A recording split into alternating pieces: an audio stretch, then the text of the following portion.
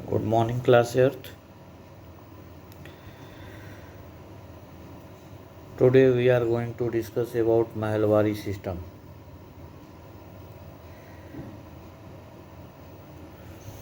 Before this, we have already studied about um, Zamindari system, that is also known as permanent system.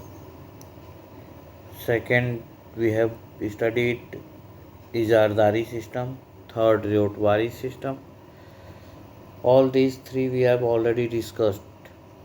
Now today we are going to discuss about Mahalwari system. This system was first of all introduced in the states of Punjab, North and Northwest provinces and Awadh by Holt Mackenzie in 1822. According to this system, a settlement was made with a group of villages. According to this system, a group of villages were formed that was called Mahal. The estimated revenue of each plot of land within the village was added up, and land estimated revenue of the land pieces was added up to calculate the revenue. Mahal had to pay through its headman or talukdar, and the Mahal means the group of villages has the responsibility to send the revenue to the through the talukadar to the Britishers. What was the impact of the settlement, Mahalwari settlement?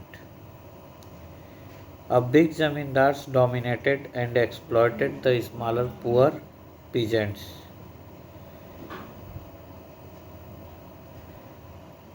Whoever the big zamindars, they were dominated and exploited the smaller poor peasants.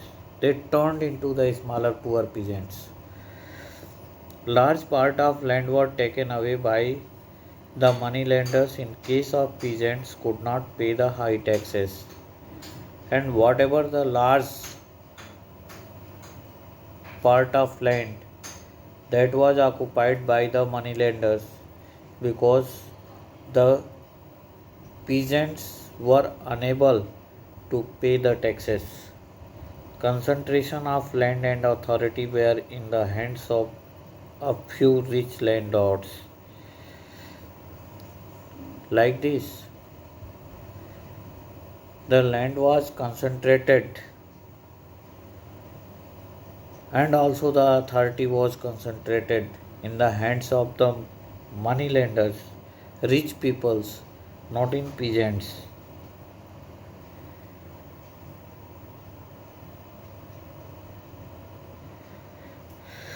All these are being the cause, later being the cause led to agrarian rights. So, impact of the British land revenue policies.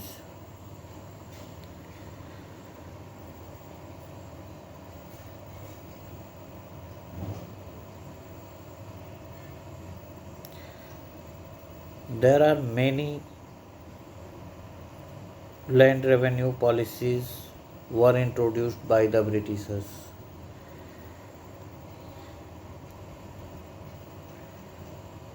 Through these policies, the Britishers ensured the revenue for the company, but all these policies were adversely affected the farmers. Those farmers who were already exploited by the zamindars and moneylenders also. Generally, peasants did not sell their lands willingly and took loan from moneylender at different occasions. This added to their miseries in case of non-refund of loan. The peasants did not want to sell their lands to the moneylenders, but they were compelled because of not paying, because because of not refunding the loans whatever they had taken from the moneylenders. Due to these policies, agriculture became a stagnant occupation for those who actually tilled and cultivated the land. Neither Zamindar nor the British took interest in educating the farmers. Neither Zamindars and nor British were taken the responsibility of the education of the farmers. Neither they provide neither they provide new cultivating instruments, tools, fertilizers, and seeds. That's why the villagers lost their self sufficiency due to a shift towards commercial cultivation. That's why the commercialization of agricultural economy. So the British encouraged the farmers to grow the cash crops. When the too farmers were too harassed, then the British took advantage and forced them, encouraged them to move towards the cash crops. Cash crops means the crops that sold for cash because they wanted raw materials to the western markets. Cash crops the um, encouragement for the production of cash crops had a motive that the British wanted the raw material for the western markets.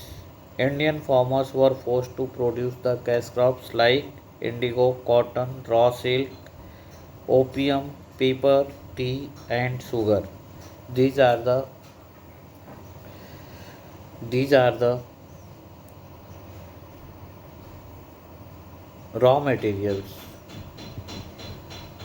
Whatever Britishers bought from the Indian farmers on their own condition.